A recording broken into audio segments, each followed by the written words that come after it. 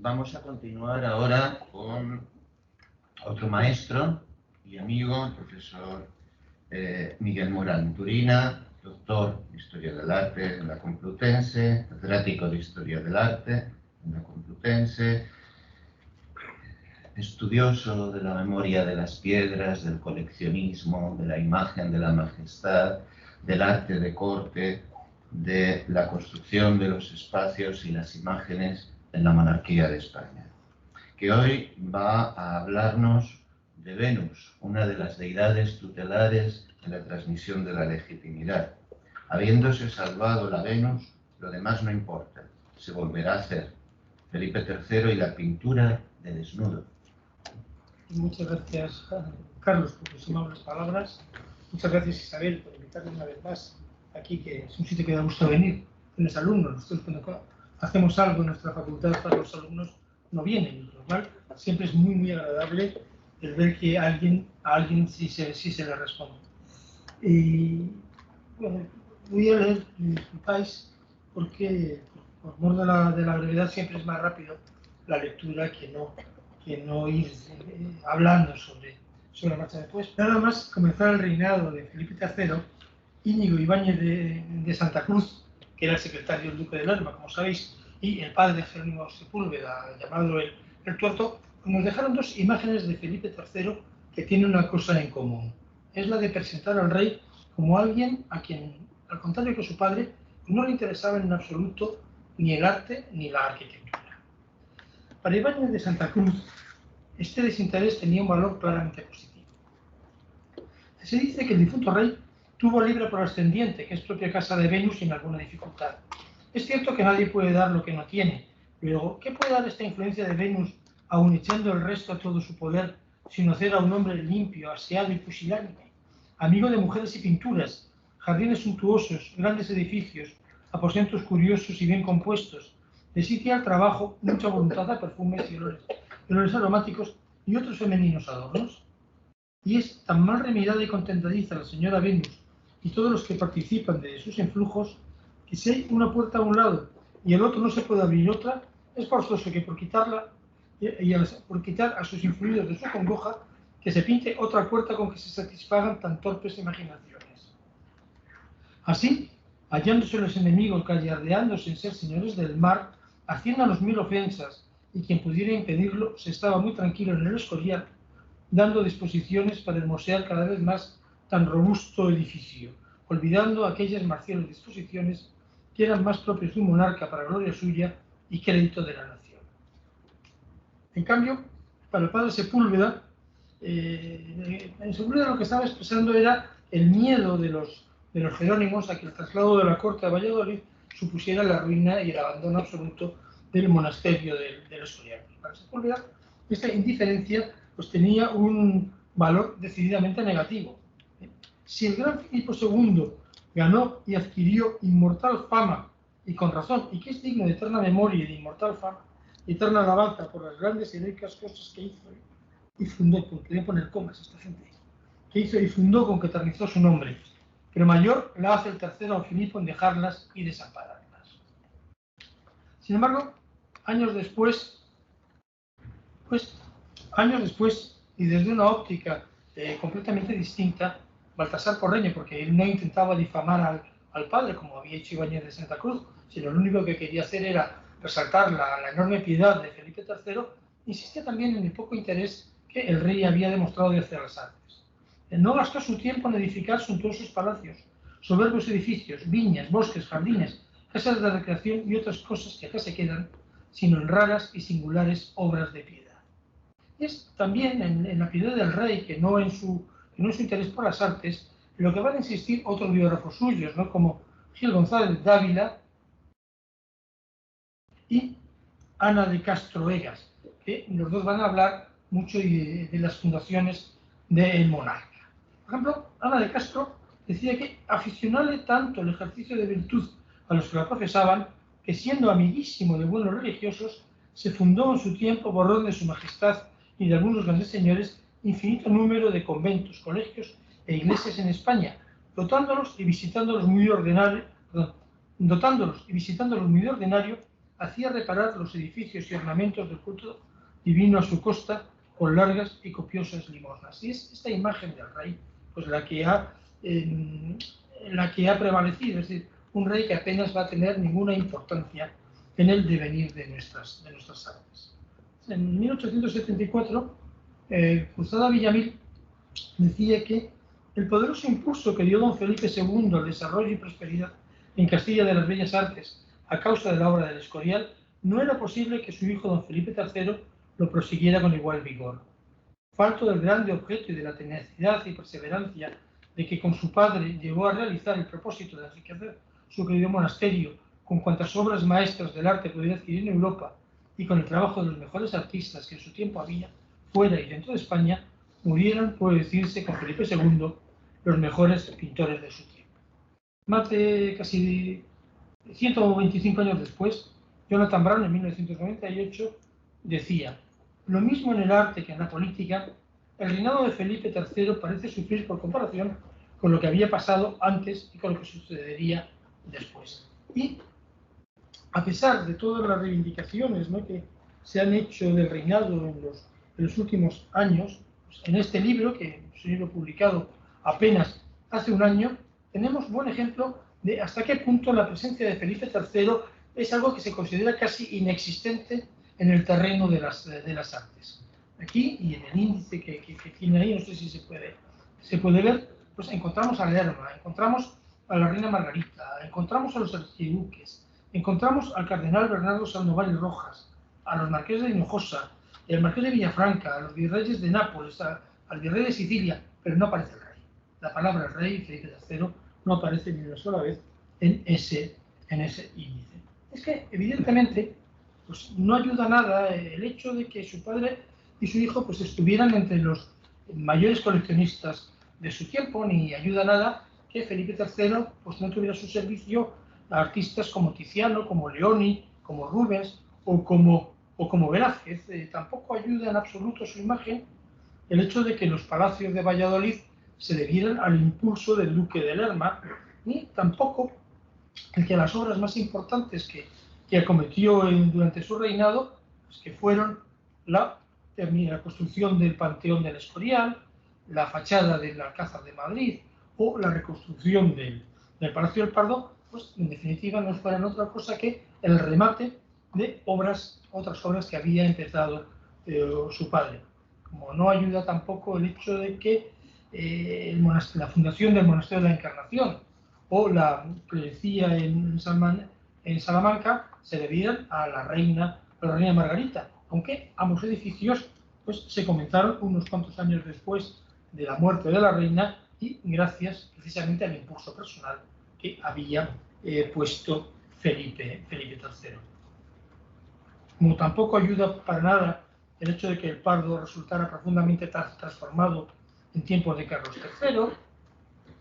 ni de que haya desaparecido la Huerta de la Ribera, lo mismo que casi todas sus casas de campo y casi todos sus jardines. Por eso, precisamente porque el mayor interés del rey se había centrado en sus palacios, en sus jardines, en sus casas de campo, en lo que al decir el padre Sepúlveda gasta este rey el doble que su padre. Unos gastos tan excesivos hasta el punto que cuando el conde duque de Olivares quiere justificar los gastos que está haciendo en el Buen Retiro, pues no puede... No podía menos que señalar, y solo refiriéndose a los palacios de Valladolid, que si 10 partes de lo que costaron al patrimonio aquellas casas hubiese costado uno el retiro, yo me ajusto a la murmuración. Si en lo que se refería, tendría que haber otra cosilla, no importa. Si en lo que se refería al Palacio de Valladolid y a la Huerta de la Ribera, el rey había adoptado una actitud pasiva, es decir, se había limitado a ir comprándole al duque de Lerma lo que le vendía, no sucedió lo mismo con sus pabellones de casta, con las casas de campo que hizo alrededor de Valladolid y luego en Madrid. En 1600 quiso hacerse una nueva casa de campo en Madrid, en la zona de los Prados, para retirarse allí cuando le pareciera. Y para ello iba a unir con una alameda las huertas de don Juan de Borja con la de don Pedro de Baeza. En los años siguientes, y ya con la corte en Valladolid, precisando tener, ¿no?, además del abrojo, que es lo que tenemos aquí, una nueva red de cazaderos a su alrededor, pues va a multiplicar su actividad y va a enviar a Francisco de Mora a Tordesillas, ¿no?, para ver si había forma de hacer un parque a las espaldas de la casa que llegue hasta el río. Y también pues decidió comprarle al conde de Siruela en lugar de la Ventosilla, para que, una vez despoblado en más de 2 leguas, edificar allí una casa de bosque. Y luego, en 1605, va a comprarle al conde Salazar el bosque de la Quemada por 6.000 ducados. En esos años y los años inmediatamente siguientes, pues también compró a muy alto precio el cigarral del Cardenal de Quiroga en Toledo, que era una espléndida construcción con jardines, con fuentes, con un viñedo muy, muy extenso. Mandó también ejecutar la planta de monasterio, adornar la de campillo y hacer un cuarto real en la casa de la Trofa y otro cuarto real en la villa de Lerma. Todo ello, por supuesto, sin contar con trabajos de más envergadura que está llevando en la casa de campo, en Balsaín, en Aranjuez y en El Pardo. En la casa de campo, pues, además de algunas salas como la sala del mosaico o como la sala de las burlas, dispuso también nuevas fuentes y nuevos adornos, colocó su estatua ecuestre y llevó a cabo un ambicioso proyecto de organización del territorio para eliminar las compartimentaciones internas y reestructurar los plantíos del Manzanares. En la Casa Real del Bosque de Balsaín modificó la fachada al suprimir 2 de las torres y hacer una nueva galería, aparte de las modificaciones que hace en el parque, que es donde construye un Via Crucis. Y en Aranjuez, si no hizo progresar excesivamente la construcción del edificio, se ocupó repetidamente del adorno de los jardines, reparando y aumentando el número de las fuentes y utilizando para ello las esculturas que le había legado el conde de Mansfeld. Y si leemos la correspondencia que hay entre su hermana Isabel Clara Eugenia y Madrid, sobre todo a través de Lerma, pidiendo que le enviaran desde la corte las noticias y las trazas de los edificios que se estaban llevando a cabo en todos estos sitios, podríamos ver hasta qué punto Isabel Clara Eugenia apreciaba, era consciente de los esfuerzos que estaba haciendo Felipe III por aumentar, por cuidar, por embellecer toda esa red de casas de campo y de jardines y de cazaderos que había creado su padre, el padre de los dos. Pero las obras más importantes fueron las que llevó a cabo en El Pardo, que era su palacio favorito. Inmediatamente después del incendio de 1604, el rey, queriendo tornarla a reedificar con la mayor como estaba, ordenó personalmente que se repare y reedifique con la mayor brevedad que se pueda. Y, sin embargo, no es exactamente cierto que volviera a reedificarla tal y como estaba, sino que aprovechó la ocasión para enmendar la gran falta que antes tenía, ordenando que todo se haga mejor de lo que antes estaba. De forma que el viejo palacio de Felipe II quedó de tal manera y con tanta belleza que sin comparación parece mejor y más vividero. Pero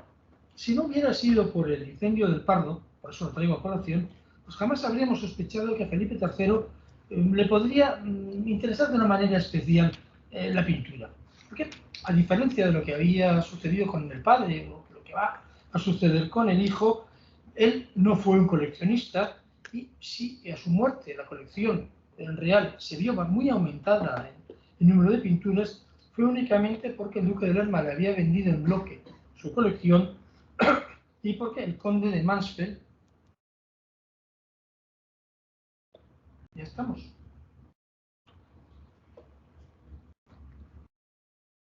aquí esto se ha vuelto a atascar. El conde de Mansfeld le legó las suyas en su testamento. Porque a Felipe III lo que le gustaba era que le regalaran caballos, que le regalaran arcabuces, que le regalaran armaduras, eso mucho más que pinturas. Y porque, a diferencia de lo que va a hacer Lerma, su marido, pues el rey no hizo nada porque Rubens le hiciera su retrato cuando estuvo en Valladolid, ni hizo tampoco nada para tratar de retenerle a su servicio en España. Y eso, a pesar de las esperanzas que tenía Rubens de darse a conocer, ¿no?, en la corte española, y de que el duque de Lerma le preguntara si el duque de Mantua lo había invitado para quedarse al servicio de su majestad, pues es cosa que le habría agradado. Cuando Carducho habla de este cuadro, de la Venus del Pardo, de la Venus de Júpiter Antíope de Tiziano, dice que fue esta pintura tan estimada del rey don Felipe III por excelente, que cuando le llegó la noticia del incendio, preguntó si se había quemado, y diciéndole que no, dijo, basta, que lo demás se volverá a hacer. Es un testimonio muy importante, pero no solo por ser casi el único que nos ha llegado de su interés por la pintura, aparte de una referencia de pasada del padre Sepúlveda, cómo había dispuesto una galería de retratos en la sacristía del Escorial, sino también es muy interesante porque nos está indicando su preferencia por un determinado tipo de pintura, es decir, la pintura mitológica con desnudos. Un interés confirmado por alguien tan cercano a él como era su valido. En 1602, el duque de Lerma escribió una carta a su tío don Juan de Borja hablándole de estos dos cuadros, ¿no?, de estos dos cuadros de Correia, La Leda y El rapto de Ganimedes, dos cuadros de altísimo contenido erótico, probablemente los cuadros más eróticos que se habían pintado en todo el siglo XVI. Y en ella le decía, vi al rey en Aranjuez estimar mucho estas pinturas y me dijo que son las mejores que tiene. ¿Y por qué contaba esto? Pues se lo contaba porque la emperatriz María le había encargado a Lerma que mediara ante Felipe II para que le vendiera a Rodolfo II esta pareja de cuadros. Una pareja de cuadros que Rodolfo II llevaba casi 20 años intentando comprar desde que salieron a la venta la moneda de Antonio Pérez en 1585, sin que hubiera tenido el más éxito en ello. Incluso Felipe II en un momento dado le dice que Mejile que deje de insistir, que le está empezando a molestar ya con el tema. Pero bueno, para hacer el cuento corto, diremos que hacia 1530 el duque de... Ahora ya sí, Batú, un minuto. ¿Dos? Vale, perdón. El duque de Lerma, perdón, el duque de Mantua regaló a Carlos V 4 pinturas mitológicas. Bueno, da igual. Esta escultura de Antonio Pérez, Leoni, que quiere comprar en Rodolfo II, que recupera 2 Felipe II, pero al final acaba cediendo a las presiones, ¿no?, de su tía y accede a pasarle los cuadros a Rodolfo II. Pero antes de ello va a encargar a Eugenio Cajés que sacara copias de ellas, y además sabemos que por lo menos en una ocasión se hizo llevar los cuadros a medio hacer a su presencia para supervisarlas personalmente. Y quizá no fue tanto una venta como un intercambio por este cuadro de Tiziano de la música, que estaba en poder de la colección imperial. Y este interés por unas pinturas de tan elevado contenido erótico es algo que de alguna manera se encuentra en una flagrante contradicción con otras noticias que han llegado hasta nosotros de los intereses y los gustos del rey. Una, que el padre Cornejo, pásame si tú si puedes porque ya no puedo, en su dictamen sobre las pinturas lascivas, dice que decía que Felipe III había mandado retirar de su dormitorio una Santa Susana diciendo que no soy amigo de pinturas desnudas, siendo ella santa y él santo. Y otra, las notas escritas por Tristán al margen de su ejemplar de Vasari, según las cuales en todos estos cuadros, las poesías de Tiziano, es verdad, los tiene su majestad con una dana y otro lienzo de Lucrecio y Tarquino, los tiene hoy guardados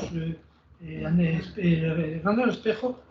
que su majestad mandó guardar por su modestia y gran virtud. No sabemos en qué momento Felipe III pudo ordenar que se sacara de su dormitorio el cuadro de su Santa Susana, ni tampoco sabemos dónde se encontraban las poesías de Tiziano, ni cuándo les entregó su guardajoyas para que las ocultara por su gran modestia y virtud.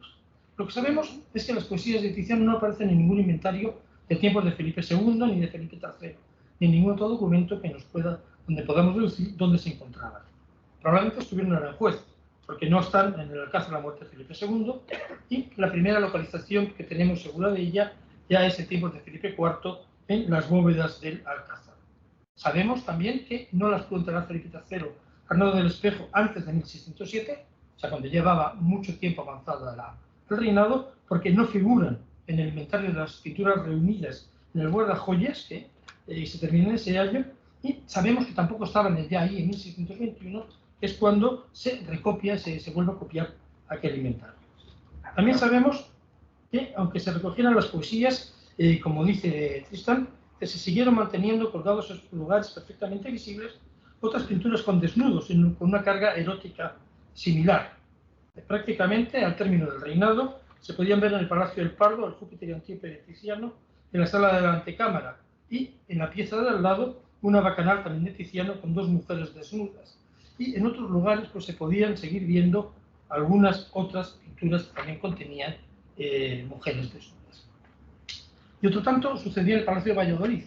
donde seguía habiendo pinturas mitológicas con desnudos, entre otras estas tres de Veronés, colgadas todas en lugares muy, muy visibles. Desgraciadamente no podemos saber qué es lo que sucedía en el Alcázar de Aranjuez, porque ninguno de estos palacios se hicieron inventarios en tiempos de Felipe III, pero de suponer que sería algo parecido. Es que por mucho que preocupara el tema del desnudo y de las pinturas lascivas y de que se intentaran prohibir, nunca desaparecieron de las grandes colecciones de la corte. En fin, aquí hablaría, ¿no?, de otros coleccionistas que tenían copias de Correggio, copias de Tiziano, otros pintores mitológicos, pero en cualquier caso, todas estas pinturas estaban en la categoría de lo que entonces podrían considerarse como pinturas deshonestas. Y su aceptación o su rechazo se movía dentro de grandes contradicciones, porque a pesar del rechazo moral que provocaban en determinados sectores, recordemos que Argensola decía que parecen almíbar, pero son venenos, en una dedicatoria que se hace a las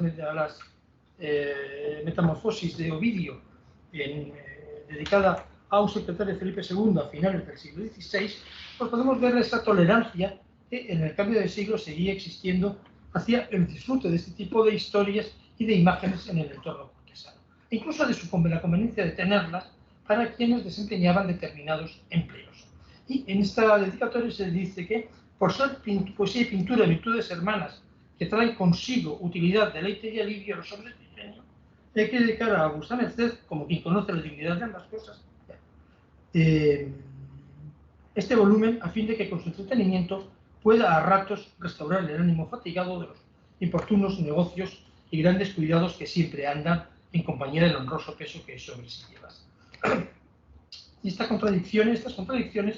las encontramos continuamente en la práctica diaria. Por ejemplo, sabemos que cuando el duque de Mantua estaba preparando los regalos que iba a traer Rubens en 1603, su embajador en Madrid le escribió diciéndole que al duque de Lerma debían enviarle pinturas para adorno de las muchas galerías que había en palacio, y que podían ser pequeñas o grandes, sagradas o profanas, siempre que no fueran lascivas. Pero cuando Rubens le mostró los cuadros al duque de Lerma, lo hizo en palacio y lo hizo en una sala que precisamente estaba decorada con pintura mitológica del desnudo y con cuadros de bellezas femeninas. Y sabemos también lo que cuenta Aníbal Iberti, el embajador de Vicente Gonzaga. Ya con esto termino. Que la circunstancia de la muerte de la duquesa de Lerma ha hecho que estos cuadros, los enviados desde Mantua, le agraden más a Lerma de lo que hubieran agradado antes, porque en vida de la duquesa el duque apreciaba y gustaba más de imágenes de gala y de amores. Tales eran su capricho y los que buscaba. Después de la muerte de su mujer, ha mandado descolgar las pinturas profanas y dado orden de que toda la que vuestra Alteza le ha enviado la sustituyan, pues su excelencia no respira hoy más que devoción, religión y retraimiento de las cosas mundanas. Y de hecho, salvo una serie de los emperadores, todas las demás pinturas que se encontraban en la Casa de la Ventosilla en 1605 eran de tema religioso. Pero sin embargo, parece que pasados unos años, pues, a pesar de su devoción, a pesar de su retraimiento, a pesar de su religión, pues pasado el luto, el duque